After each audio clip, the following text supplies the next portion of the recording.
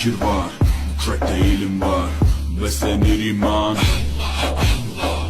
her yer ihtilaf, şer ve istila, bence bir liman.